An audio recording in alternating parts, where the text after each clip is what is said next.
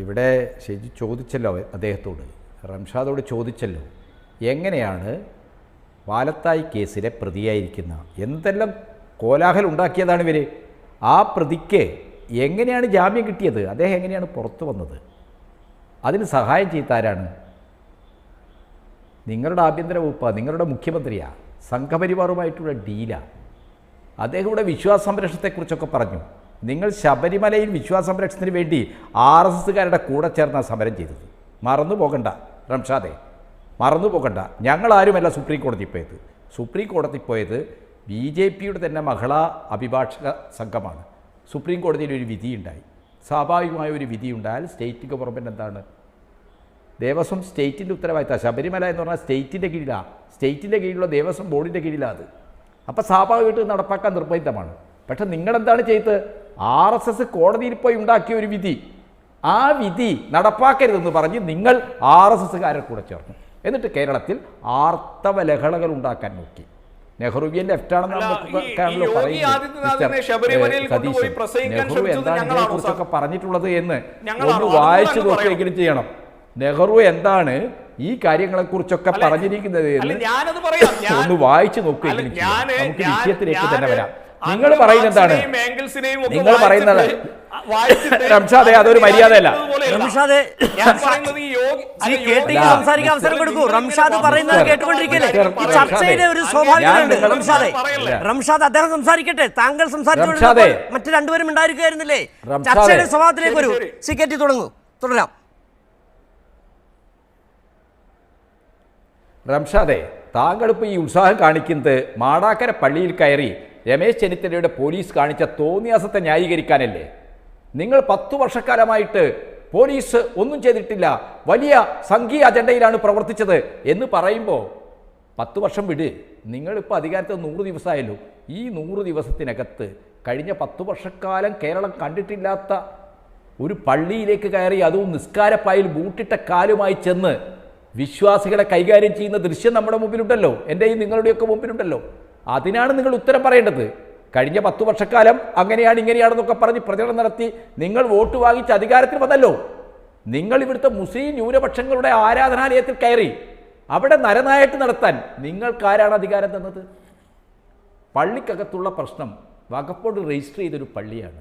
പാണക്കാട്ട് റഷീദ് അലി തങ്ങളാണ് അതിൻ്റെ ഉത്തരവാദിയായ ആൾ. അദ്ദേഹത്തിന് കീഴിൽ അദ്ദേഹം ഖാദിയായിട്ടുള്ള പള്ളിയാണിത്. അപ്പോൾ അദ്ദേഹം നോക്കി നടത്തേണ്ട ഒരു പള്ളിക്കകത്ത് മുസ്ലിം ലീഗിൻ്റെ ഒരു MLA, ഞാനതുകൊണ്ട് മാത്രമാണ് പറയുന്നത്. എനിക്ക് പാറക്കലത്തുള്ള വ്യക്തിപരമായ എൻ്റെ വളരെ അടുത്ത സുഹൃത്താണ്, ഞങ്ങൾ നാട്ടുകാരാണ്. പക്ഷെ പാറക്കലത്തുള്ള മുസ്ലിം ലീഗിൻ്റെ MLA ആണ്. ആ മുസ്ലിം ലീഗിൻ്റെ MLA അവിടെ കുഴപ്പമുണ്ടായിക്കൊണ്ടിരിക്കുന്ന ഒരു വിഭാഗത്തിൻ്റെ കൂടെ നിൽക്കുന്നു. അദ്ദേഹം നിൽക്കേണ്ടത് തെരഞ്ഞെടുക്കപ്പെട്ട മഹല്ല് കമ്മിറ്റിയുടെ കൂടെയല്ലേ?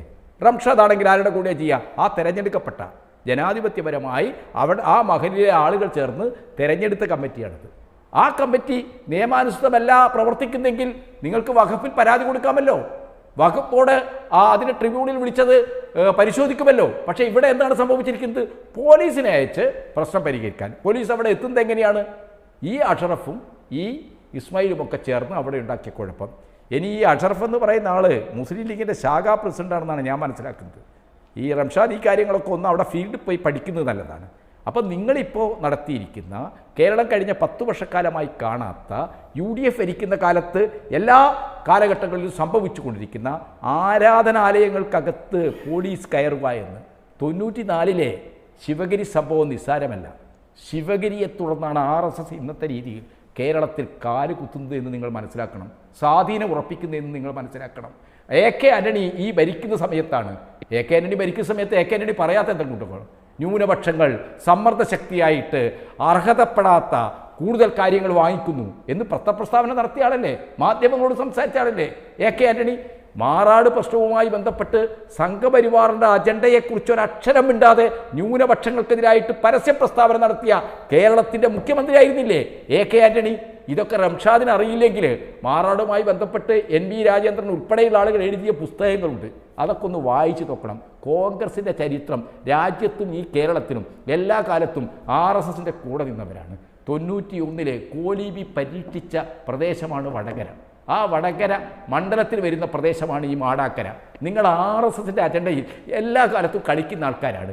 ഇപ്പം മാടാക്കര പള്ളിയിൽ ഉണ്ടായിരിക്കുന്നത് കുറ്റവാളികളായ ഒരാരാധനാലയത്തിൻ്റെ ഭരണാധികാരികൾ എന്ന നിലക്ക്, ഭരണസമിതി എന്ന നിലക്ക് നിയമാനുസൃതം പ്രവർത്തിക്കാതെ അവിടുത്തെ കണക്കുകൾ ആ കമ്മിറ്റിക്ക് മുമ്പിൽ വെക്കാൻ തയ്യാറില്ലാതെ ധിക്കാരം കാണിക്കുന്ന ഒരു വിഭാഗത്തിൻ്റെ താല്പര്യത്തോടൊപ്പം മിസ്റ്റർ പാറക്കൽ അബ്ദുള്ളയും മുസ്ലിം ലീഗും നിന്നു.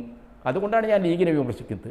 എനിക്ക് ലീഗിനോട് പ്രത്യേകിച്ചൊരു വിദ്വേഷമുള്ള ആളല്ല ഞാൻ. പാറക്കൽ അബ്ദുള്ള വ്യക്തിപരമായ എൻ്റെ സുഹൃത്താണ്. ഞാൻ വിമർശിക്കുന്നത് അദ്ദേഹം ഇങ്ങനെയാണോ പെരുമാറേണ്ടത്? അദ്ദേഹം തീർച്ചയായിട്ടും ഇങ്ങനൊരു സംഭവം ഉണ്ടായാൽ കുഴപ്പമുണ്ടാക്കരുത്, നമുക്ക് നിയമാനുസൃതമായ രീതിയിൽ പരിഹരിക്കാം. പള്ളിക്ക് അതിൻ്റെതായ സംവിധാനങ്ങളുണ്ടല്ലോ. പാണക്കാട് റഷീദ് അലി തങ്ങൾ ഗാദിയായിട്ടുള്ള പള്ളിയല്ലേ ഇത്? അദ്ദേഹത്തിന് വന്ന് ഈ കാര്യങ്ങൾ നെഗോഷിയേറ്റ് ചെയ്യാമല്ലോ. മറ്റു പല കാര്യത്തിലും പാണക്കാട്ടേക്ക് പോകുന്ന ആളല്ലേ പാറക്കലത്തുള്ള. അദ്ദേഹത്തിന് ഈ പ്രധാനപ്പെട്ട കാര്യം 1000 മുസ്ലിം മതവിശ്വാസികളുടെ ഒരു മഹലാണത്, 1000 കുടുംബങ്ങളുടെ. ആ മഹലിലെ ഒരു പ്രശ്നം സങ്കീർണമാകാതെ ഈ രീതിയിൽ പോലീസ് ഇടപെട്ട് വഷളാക്കുന്നതിലേക്ക് എത്തിക്കാതെ അത് നല്ല രീതിയിൽ അനുരഞ്ജനപരമായി പരിഹരിക്കാൻ അദ്ദേഹത്തിന് കഴിയേണ്ടതായിരുന്നു. അത് കഴിയാതെ പോയത് അദ്ദേഹം ഇതിൽ കുറ്റവാളികളായിട്ടുള്ള പക്ഷം പിടിച്ചു എന്നുള്ളതാണ്.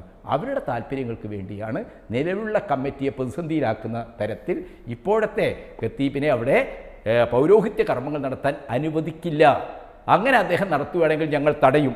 അങ്ങനെ തടയുന്ന ഒരു സംഘർഷാവസ്ഥയിലാണ് പോലീസ് അവിടെ വരുന്ന സാഹചര്യമുണ്ടാക്കിയത്. അതിനെല്ലാം പിറകിൽ ഈ MLA-ക്കും കേരളം ഭരിക്കുന്ന സർക്കാരിനുമുള്ള ഉത്തരവാദിത്തം വളരെ പ്രധാനമാണ്. മഹലിലെ ഇരുവിഭാഗത്തെയും കുറ്റപ്പെടുത്തി നമുക്ക് പോകാൻ പറ്റില്ല. കാരണം തർക്കങ്ങളും സംഘർഷങ്ങളും ഒക്കെ ഉണ്ടായാൽ അത് പരിഹരിക്കേണ്ടത് ഒരു നിയമ വ്യവസ്ഥക്കകത്ത് എന്താണ്, നിയമം അനുസരിക്കുന്ന സ്ഥാപനങ്ങളാണ്, ഭരണകൂട സംവിധാനങ്ങളാണ്. ആ കാര്യത്തിൽ മുൻകൈ എടുക്കേണ്ടത് MLA-മാരാണ്, ജനപ്രതിനിധികളാണ്. അത് വടകരയിലുണ്ടായില്ല, മാടക്കരയിലുണ്ടായില്ല. അതിൻ്റെ സ്വാഭാവികമായ ദുരന്തമാണ് പള്ളിയിലേക്ക് ബൂട്ടിട്ട കാലുകളുമായിട്ട് പോലീസുകാർ കയറുന്നതിലേക്ക് എത്തിച്ചത്.